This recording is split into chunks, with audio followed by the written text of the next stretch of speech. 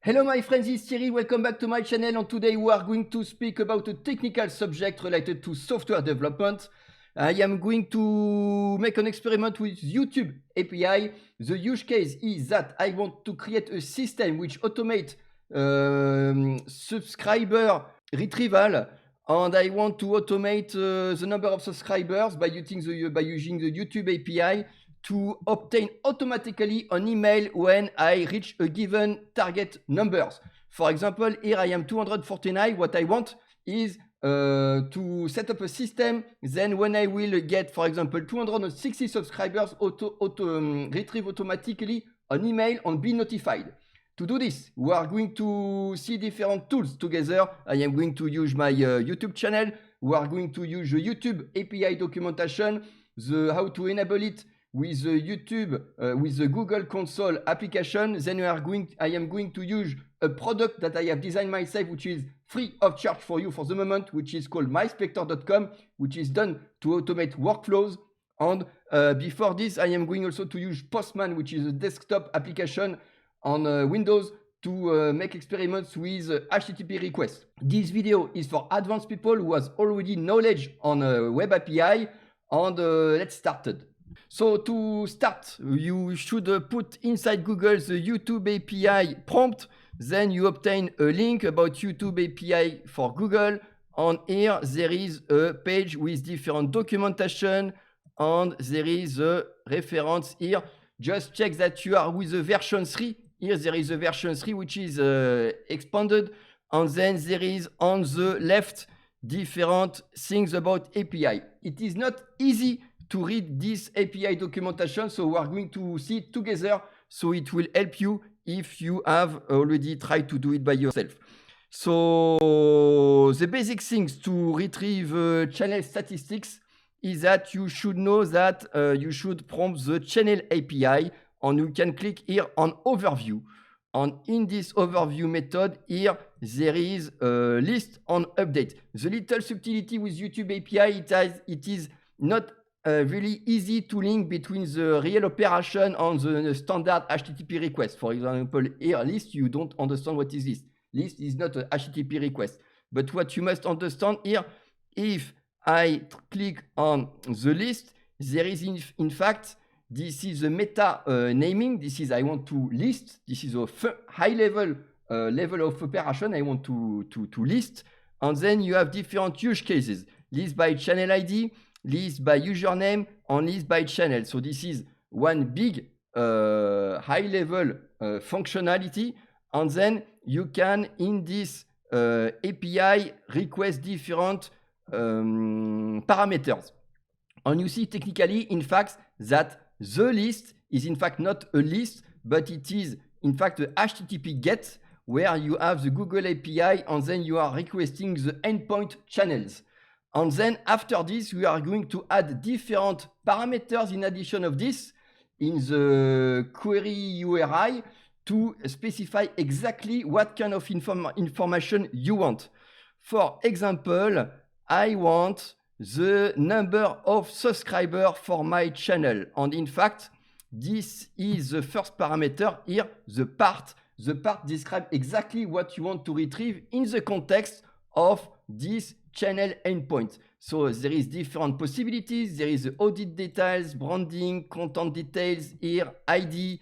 And what interests me is the statistics, because somewhere in the documentation, you should see that the statistics contain and even maybe in the documentation, it is not written. This is why also it is not easy to use this API.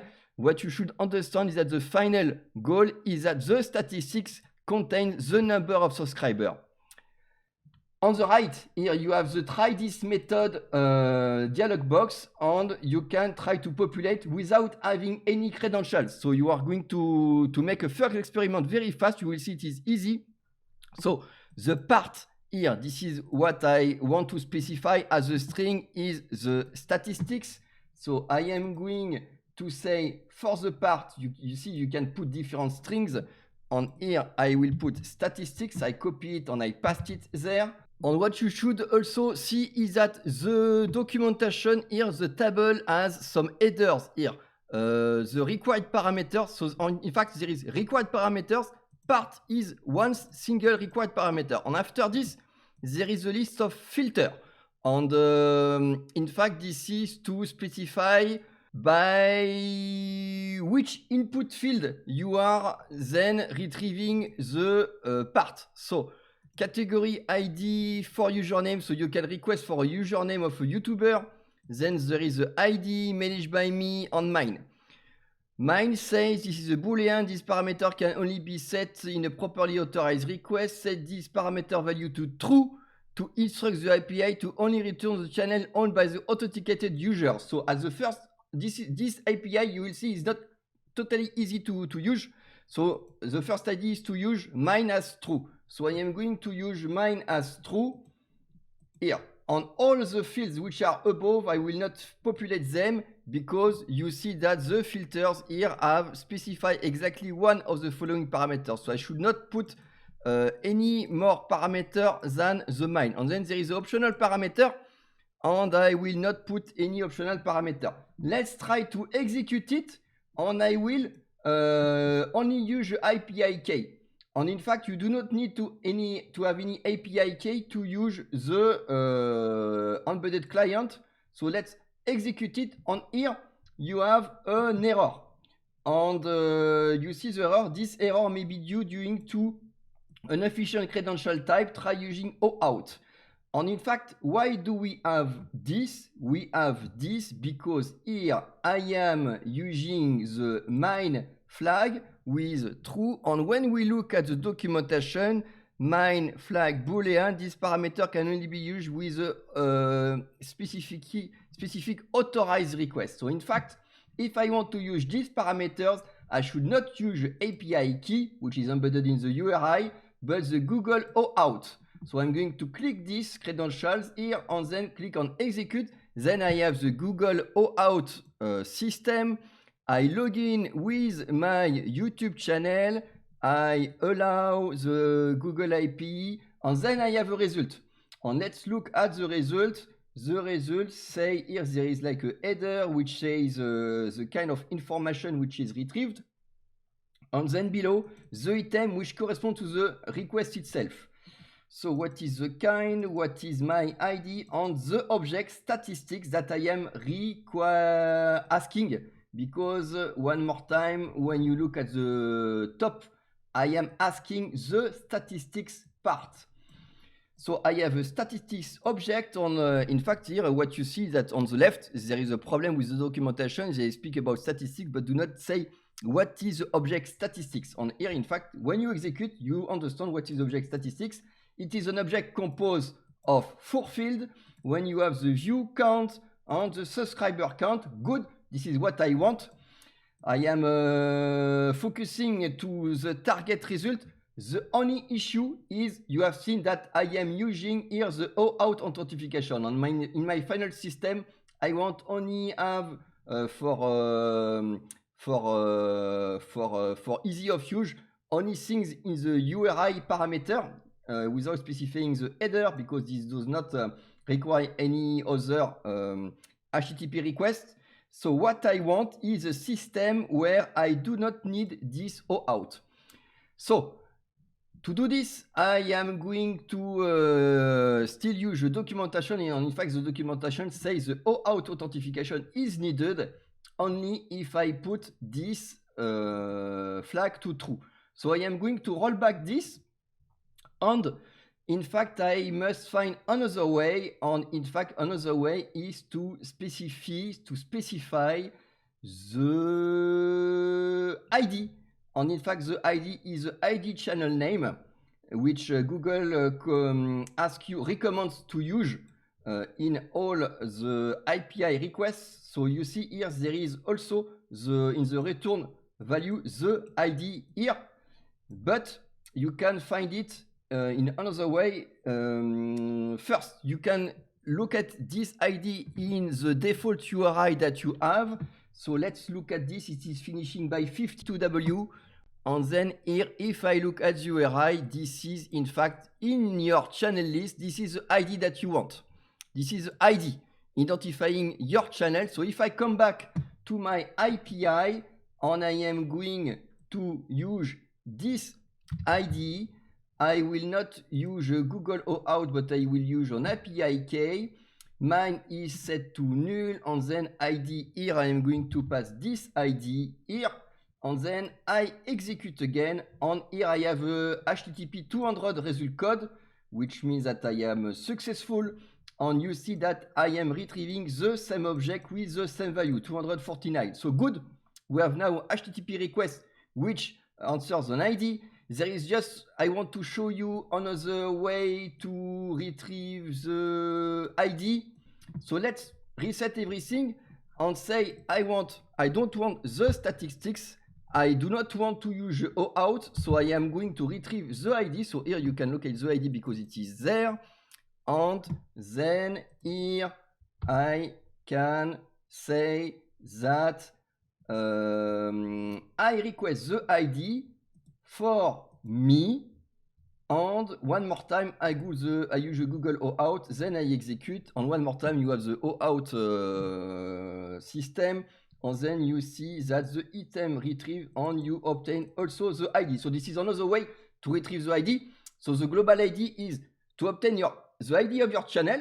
Once you have your ID of the channel, you do not need to use the main parameter to true. You put it to default, so you can put the ID there, and then you do not need to have a secured way to retrieve the data. This is the global ID, and here I am resetting here to back again statistics, and I have my ID set, and then execute again, and you see that as an acknowledgement I still have my ID, but also the statistics count. So good. This means what? This means that we should have here a HTTP request. And what is very nice, in fact, is that you can click here on show code, and you have here a bigger pop-up with where all the parameters that you can play. And what is also very good is that you do not need any API, any valid API key. They are providing you an API key with their sample here without you having any setup in your side. So you can make some experiment, which is very nice to try to do this. So let's replay this. So statistics with the ID, I execute it again, and you see here my subscriber count. And what is great is that here at the top you have different languages, and here you have the default curl if you have curl in your command prompt, but I also can use HTTP.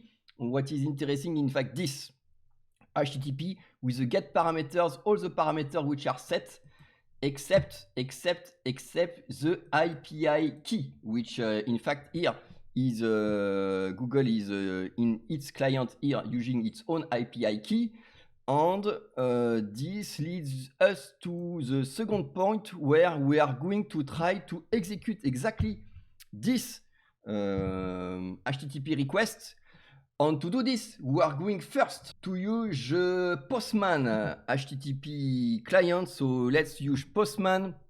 This is a desktop app. So the way you use Postman, when it is started, you should create a collection. So I'm going to create a new collection that I am going to name YouTube API. Then I click create. And once I have the YouTube API collection, I can create add a request name, stat, request description, save to YouTube API, and here I have a get, and I'm going to pass what I have copied from the YouTube client. And here you see the get, I am remove it, and here there is the HTTP that I am going to remove, and here in fact there is the API key which is expected. And let's put some random value, try to execute this. And of course, I have an error. The API key is not valid. So this leads us to the second stage now is to create the YouTube API key. And to set up a YouTube API key for your HTTP client, you should go on the Google Cloud Console. And here you see on this screen, there is the Enable API Services. And here you can look for API. So you can type here to search. But if you scroll down, you should see YouTube API. There is different YouTube API. What interests me is the YouTube Data API version 3. And then you have this button enable. So I click on enable the button, and I click on the button enable. And once the API is enabled, you must create a credential. And on the YouTube panel here, you see metrics, quota, and credentials. Let's click on credentials here. On API key, for the moment I have no API key. Let's create a credential. API key. Then here I have a API key that I am going to copy.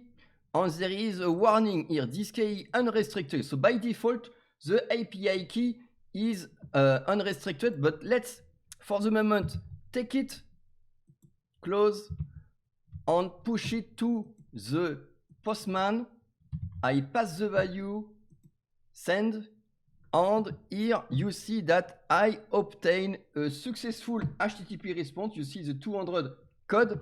And the items retrieved is the statistics object, view count, subscriber count. Good. So we are now one step further, where we have the total valid URI here at the bottom, which contains a valid API key that you can put in a system, which will be able to make regular requests and then obtain the correct data. And what remains to do is to be able to isolate what is remaining, which is called the subscriber count. And you see that the response is in fact a JSON object. And I am going to use MySpector to automate the parsing. And there is a parser in MySpector, where in the user guide section, you have a JSON pass paragraph where you see that there is different documentation. And what is great is that there is this JSONQueryTool.com. On this JSONQueryTool.com field, I can put an object. I am going to take the object retrieved. I pass the object here and the query. You can here on the right create the query parameters, and you should at least know some syntax. I will help you here. The $point is the root object, which is in fact the root object which is there. Then we see that the data that I want is inside the statistics field, which is inside the items and. So the root has an item field. Let's put items. And you see that the output is shown just below. So inside the item, you see that there is a square bracket. This means that this is an array. To access the first element of an array in the JSON pass syntax, you should use the index 0. And then I want in this index 0 the statistics property dot statistics. Then in the statistics property, you see that I am isolating this object, correct? And then I want the subscriber count dot subscriber count. And you see that I am retrieving the string 249. So this means what? This means that with as an input this JSON object, I have also this JSON pass syntax, this JSON pass. If I take these two inputs, the JSON object and the JSON pass, as an output, I have this value that I want. This is the core information that I want to retrieve. Now let's go to MySpector and configure it to make automated checks to receive automatically an email when I will reach the number of 250 YouTube subscribers. To do this, I go first to myspector.com. I am already logged in because you see my figure here, and I have different menu in the menu parameters. If you are not logged in, you see less menu. If I go, the first thing to do is to create a target. So I am going to create a HTTP target. Here, create a new YouTube target. I will set the name of the target. Then there is a target type. This is HTTP protocol, but so I select HTTP protocol. The method in the HTTP protocol is the GET, but I can choose different HTTP methods here, like in fact Postman. The URI is easy. As I have already done the work with Postman, I know that this URI will work. And because everything is supplied in the URI parameter, I do not need to specify any header. Let's save the new target. Once the target is done, let's create a trox.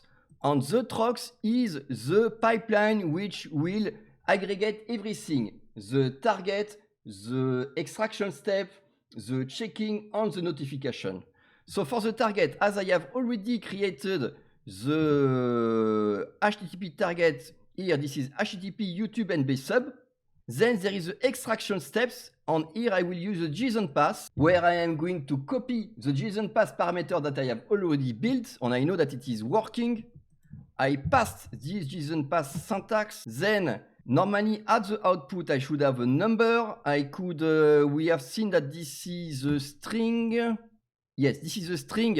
So there is also a module which makes a conversion text to number here. And then the checker, I have a number. If the number is greater than my reference number, I will put 250. I will receive an email. So this is an email which is already populated with my destination email, and the subject will be, for the subject, I choose the subject that I want. The message, I choose the message also that I want. And inside the received email, I will also have a reminder about the criteria that I have reached. Because I am currently creating a new system and I want to be sure that it is working, I will put just a reference number a little less. Let's put 150 to force it to act, to verify that I will receive an email. I save the new trox. And in fact, I have forgotten at the top to specify the name of the trox, which will be the kind of same name as the target. And I save the trox. The trox is now saved. Let's run it. And you see here now there is an execution report. Latency 159 milliseconds, is timeout false, so this means the target is existing. Collection success true, this means that the JSON path has worked. Collection success true, this means that the HTTP response was successful. Extraction success true, this means that the JSON path has been correctly interpreted. Extracted data 249, this is exactly the core information that I want to extract. And the chat outcome is true, because indeed 249 is above 150. If you can here in the raw file, click on download raw file to see what has been interpreted. You see here in the file downloaded, there is the exact HTTP response which has been parsed by MySpector. Now let's check at the emails, and you see that I have just received an email from MySpector, YouTube sub target reached. And I see the target reach your criteria 249 is now above 150. So good. It means what? It means that the trox of MySpector is correctly configured and is sending me correctly some emails. Let's come back to it and to configure it to increase the number and put it back to, instead of 150, now that I know that it works, I will put again 250. I update the trox, execute, and here the check outcome should be false. Yes, because I am still below 250. And now to automate this, to be sure that I will receive maybe tomorrow or in 1 week the number of 250, I should create a trigger. So to do this, I am going to create a new trigger. Then here I choose the target trox, which is YouTube NB sub. Then for the period, I can say that I want to check every 6 hours. So here I choose a time frame. Every 6 hours, I save the trigger. Trigger is saved. And when I come back to the trigger page, here I see a dashboard of all the triggers with the last execution and the next execution. At the bottom, I see the new trigger that I have just created, which has not been yet executed. It is a matter of 1 minute so that the first trigger, the first execution is done. And after this, there is an automated calculation for the next period. So let's wait 1 minute. And you see after 1 minute that the YouTube NB sub has already been executed at 6 p.m. and 50 minutes, just some seconds after. And there is automated recalculation for the next execution, which will be in fact tonight in 6 hours. So this is the end of this video where we have discovered together the YouTube API, how to use it without any credentials, then how to create some API key, Then we have seen together how to use a desktop application Postman to create a HTTP web request to be sure that we understand and we are managing to retrieve correct data. We have seen together how to parse a JSON object with a JSON pass syntax. We have seen a new tool, which is a JSON query tool. And we have finished by using myspector.com website where I have made the configuration of the target.